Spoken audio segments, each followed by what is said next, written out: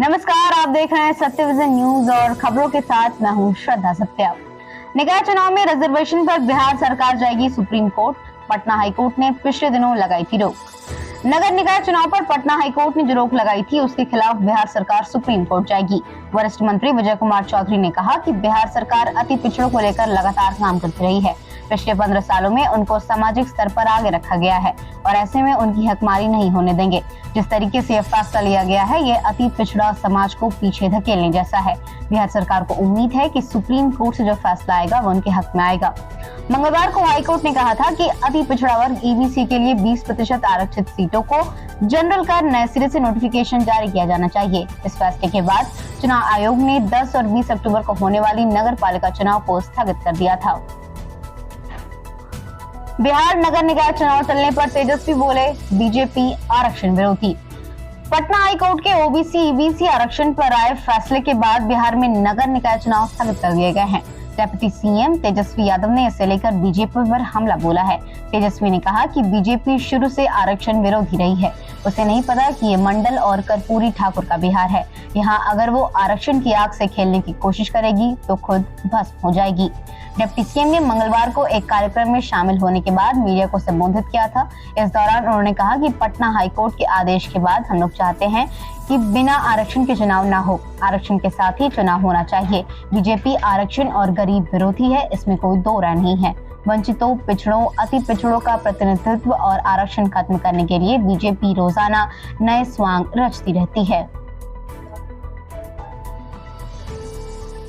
मां दुर्गा की मूर्तियों का विसर्जन शुरू। गंगा घाटों पर की गई खास तैयारियां। नदी के बने कृत्रिम तालाबों में होगा विसर्जन।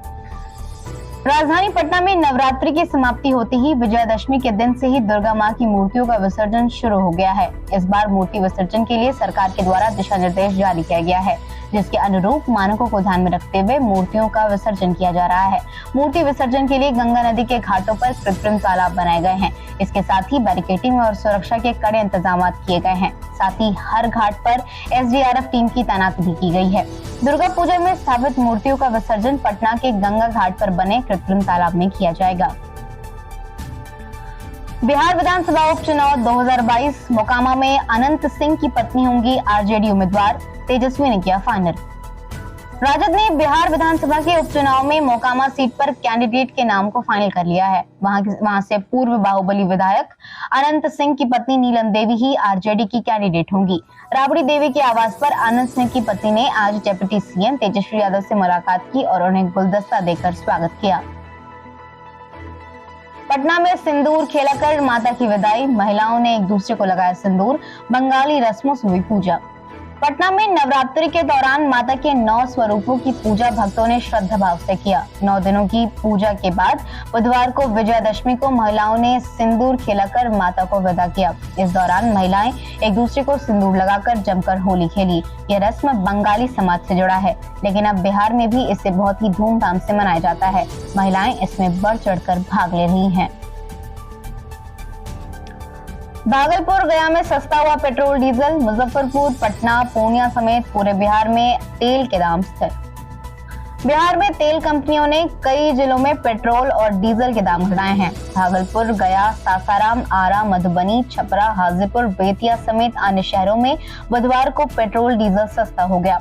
मुजफ्फरपुर समेत अन्य जगहों पर तेल की कीमतें स्थिर हैं। वहीं पटना और पूर्णिया में पेट्रोल डीजल के दामों में लगातार हल्की बढ़ोतरी हुई है।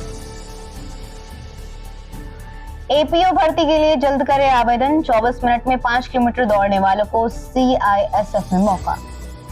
बिहार लोक सेवा आयोग द्वारा आयोजित होने वाली एपीओ की भर्ती में आवेदन के लिए अब सिर्फ 2 दिन बचे हैं। राबोर्ड ने 177 पदों की भर्ती के लिए आवेदन मांगे हैं। 12वीं पास युवाओं के लिए सीआईएसएफ ने 400 पदों की भर्ती निकाली है। इसके अलावा राजस्थान लोक सेवा आयोग द्वारा आयोजित असिस्टेंट टाउन प्लानर की भी भर्ती के लिए अप्लाई कर सकते हैं, लेकिन यहाँ आरक्षण का लाभ नहीं मिल सकेगा। पटना में प्रतिमाओं को कंधे पर उठाकर किया गया विसर्जन। फुलवारी शरीफ में मां दुर्गा के विसर्जन में लगभग 100 वर्षों से चल रही है ये प्रथा। पटना के फुलवारी शरीफ में माता देवी की प्रतिमा को कहार अपने कंधे पर उठाकर नगर परिक्रमा के बाद प्रखंड परिसर स्थित तालाब में विसर्जन किया। यह परंपरा लगभग 100 वर्षों से चली आ रही है। बुधवार को फुलवारी शरीफ के बड़ी देवी जी दुर्गा स्थित से विसर्जन के लिए उठकर बीच चौराहे पर रखा गया। इस मौके पर दोनों समुदाय के लोग वहां उपस्थित होकर पूजा में शामिल हुए। बिहार में समय से पहले आएगी ठंड, मानसून की विदाई के बाद भी बारिश का दिखेगा असर, अक्टूबर में दिखेगा कोहरे जैसा धुंध। मॉनसून की विदाई हो चुकी है, अब बिहार में पोस्ट मॉनसून का असर दिख रहा है।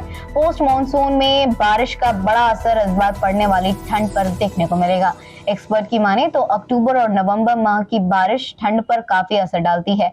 ऐसी बारिश से तापमान में कमी आती है, जिससे ठंड का एहसास समय से पहले होने लगता है।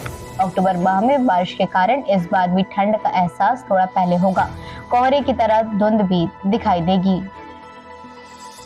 दुर्गा पूजा के मेले में मिठाई खाने से 15 लोग बीमार, 2 की संदिग्ध हालत में हुई मौत। अरवल जिले के करपी थाना क्षेत्र के रोहाई गांव में फूड पॉइजनिंग से करीब 15 लोग बीमार हो गए। मंगलवार की देर शाम दशहरे के मेले में लगी दुकान में खाना खाने से अचानक लोगों की तबीयत बिगड़ने लगी, जिसे ग्रामीणों के सहयोग से अरवल सदर अस्पताल में भर्ती कराया गया। बीमार पड़ने वालों में 9 बच्चे हैं। सभी करपी थाना क्षेत्र के केशावर बिगहा, बाजतपुर और 12 गाँव के रहने वाले हैं।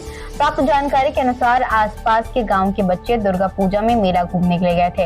इस दौरान बाजार में ब्रेड और मिठाई खाई थी, जिसके बाद वे लोग मेला घूमकर घर चले गए। मंगलवार की देर रात बारी बारी से बच्चों की तबीयत बिगड़ने लगी, जिसके बाद सभी बच्चों को इलाज के लिए सदर अस्पताल में लाया गया, जहां डॉक्टरों द्वारा सभी बच्चों का इलाज किया जा रहा है।